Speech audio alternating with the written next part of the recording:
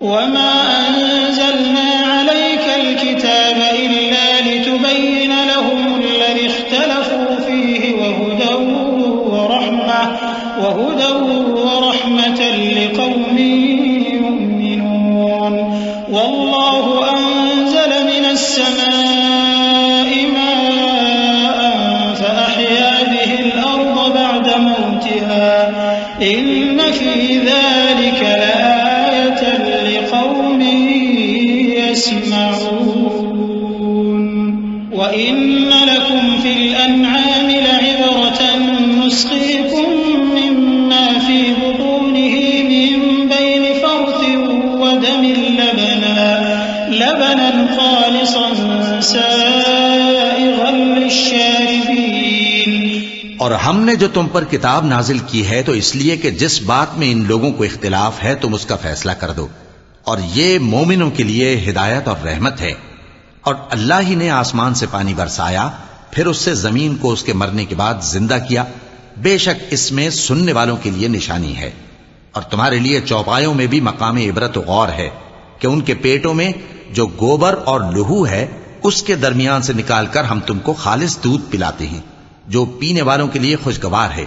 वमिन समरातिन नखील वल अअनाब तत्तखिज़ून मिन्हु सकरन व रिज़क़न हसना इन्न फी ज़ालिका लआयतन लिक़ौमिन यअक़िलून व औहा रब्बुका इलन नहलि अन इत्तखिज़ी मिनल जिबालि बुयूतन व मिनश शजरि व मिम्मा यअरिशून थुम्मा कुली मिन कुल्लि الثمرات فاسلكي سبل ربك ذللا يخرج من بطونها شراب مختلف ألوانه فيه شفاء للناس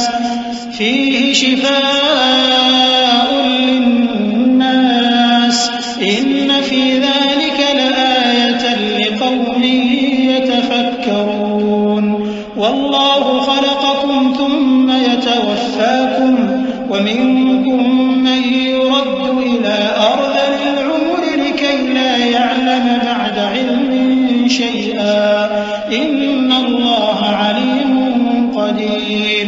और खजूर और अंगूर के मेवों से भी तुम पीने की चीजें तैयार करते हो कि उनसे शराब बनाते हो और उम्दा रिज़्क खाते हो।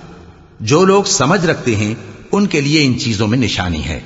और तुम्हारे परवरदिगार ने शहद की मक्खी को इरशाद फरमाया कि पहाड़ों में और दरख्तों में और ऊंची ऊंची छतरियों में जो लोग बनाते हैं घर बना, फिर हर किस्म के मेवे खा और अपने परवरदिगार के साफ रस्तों पर चली जा। उसके पेट से पीने की चीज निकलती है जिसके मुख्तलिफ रंग होते हैं, उसमें लोगों के लिए शिफा है। बेशक सोचने वालों के लिए इसमें भी निशानी है।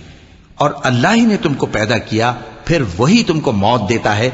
और तुम में बाज ऐसे होते हैं कि निहायत खराब उम्र को पहुंच जाते हैं ताकि बहुत कुछ जानने के बाद हर चीज से बेइल्म हो जाएं। बेशक अल्लाह सब कुछ जानने वाला है, कुदरत वाला है। वल्लाहु फद्दल बअदकुम अला बअदिन फिर रिज़्क़ फमल्लज़ीना फद्दिलू बिराद्दि रिज़्क़िहिम अला मा मलकत अयमानुहुम फहुम फीहि सवा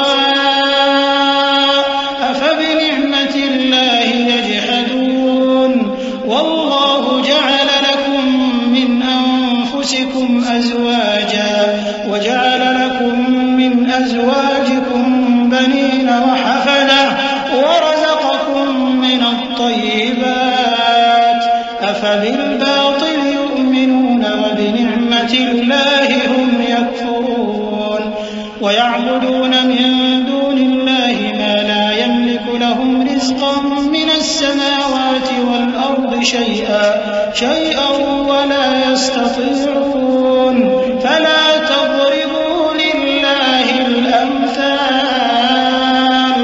إن الله يعلم وأنتم لا تعلمون।